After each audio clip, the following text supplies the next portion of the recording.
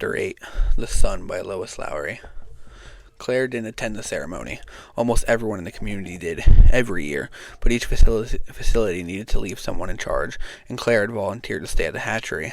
The birth mothers, the vessels, were exempt, and so Claire had not attended the 2 previous years either. And now she found that she didn't have much interest in the 2-day event anymore. The naming and placement of new children was always first on the program, so that the infants could be taken away and cared for during the remaining hours, and wouldn't be disruptive.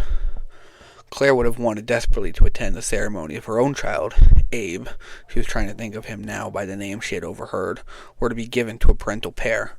But it would be another year for him, and she had little interest in watching the placements of others. Neither did she care much about the matching of spouses. Like Claire, most people found the matching boring, important of course, but with few surprises. When an adult member of the community applied for a spouse, the committee pondered for months, sometimes even years, making the selection, matching the characteristics, energy level, intelligence, industriousness, other traits that would make 2 people compatible. The spouse pairs were announced each year at the ceremony and shared a dwelling after that. Their pairing was watched and monitored for 3 years, after which they could apply for a child if they wished. The assignment of a new child, when they received one, was actually more exciting than the matching. Thinking about it as she wandered the halls of the empty lab, so quiet and unoccupied today, Claire found herself wondering, suddenly, if she would be able to apply for a spouse. As birth mother, she had not been eligible, but now, Rolf, her co-worker, had put in an application and was waiting, and so had Dmitri, she'd heard. Could she? She wasn't old enough yet, but when she was, she didn't know. The regulations for ordinary citizens were so clear, so well known, so carefully followed. But Claire's situation was unusual. She had been given very little information when she was dismissed and transferred to the hatchery. It was as if they had lost interest in her. They. She wasn't even sure who they were. The elders, the committees, the voices that made announcements over the speakers, like the message this morning. Please gather at the auditorium for the opening of the ceremony. She glanced at the time. It was late morning now. The spouses would be paired, the new children named and assigned. Soon there would be a lunch break, with tables set up and lunch packets distributed outside the auditorium.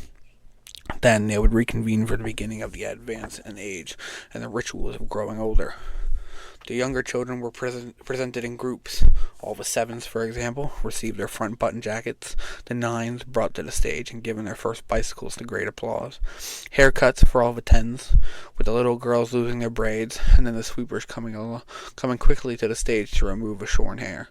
But the advance in age ceremonies usually move quickly along to applause, and some of laughter as well, because every year someone burst into tears for one reason or another, or felt compelled to show off on the stage and did something foolish. Claire had participated in those rituals throughout her childhood. She didn't mind missing them now. The ceremony of 12, which would begin on the second morning, was always the highlight. Here was when the unexpected could happen, as the children received their life assignments. It had always been fun, watching the assignments given out, until her own, of course. Well, it was in the past, but she was happy not to be there today, in the audience, watching as other young girls heard that they, too, had been found fit only to breed.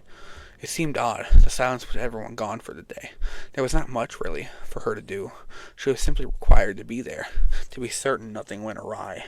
But everything, the temperature in the labs, the humidity, even the lighting, was carefully calibrated and controlled. Claire checked the screen of her computer periodically for incoming hatchery messages, but nothing was urgent. She glanced through a window at the supply boat that was moored at the dock. It had arrived at a bad time. With the ceremony taking place, they would have to wait 2 days before they could unload. Probably, she realized, they'd be happy to have some time free of work.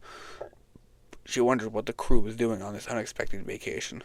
She had watched them previously and heard them, lifting and stacking and carrying and directing. Their clothes were different. They didn't wear the loose-fitting tunic of the community, and they spoke with a slight accent, an inflection that was unfamiliar. Claire had never been curious about those from elsewhere. It was part of the contentment she had always known. Here had always been enough. Now, through the window, she stared at the heavy-laden moored boat and found herself wondering about its crew.